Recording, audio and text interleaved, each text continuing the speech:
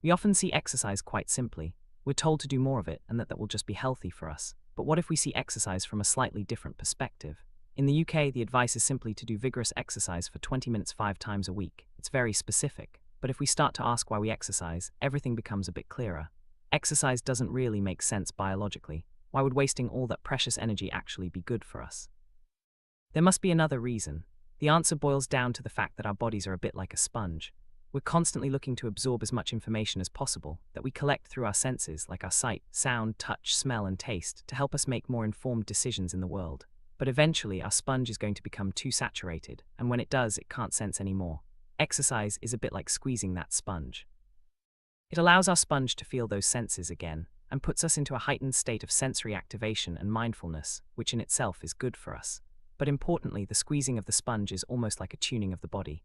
When we exercise, and we place a greater demand on our body, we're learning again how to meet those demands, and fundamentally tuning its abilities. We are tuning our nervous system, sending millions of nerve impulses, our cardiovascular system, as we send blood round our body, and our heart, as we're pushed to get out more heartbeats. But beyond just retuning our body, exercise is importantly increasing the body's sensitivity. For example, whilst people assume more exercise automatically means more weight loss, one of the key ways this actually happens is increasing our sensitivity to the hormones that make us feel hungry or full. When we exercise, we become more sensitive to them, meaning when we're full, we're more aware of it and don't go looking for extra food. Likewise, we can also become more sensitive to our cravings, which help us be better informed about what we're deficient in.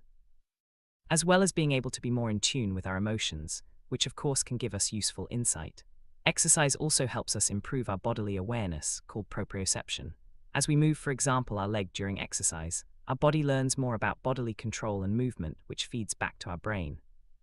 And as we learn, we're practicing and learning how to carry out healthy physiological responses. Ultimately, exercise will give us a greater sense of mastery, ownership, control, trust, and flexibility over our body, as well as enabling us to maximize the amount of information coming into our body, which means we can formulate the best decisions and responses from that information. So now we know what the purpose of exercise is. What does that mean for how we should really be exercising? It's a lot more complicated than the simple 20 minutes a day recommended by the doctors. We want to ideally focus on exercise that is tuning. That might mean ones that push as many muscles as possible, like swimming or trampolining, or it might mean stretching or balance exercises are just as good at times.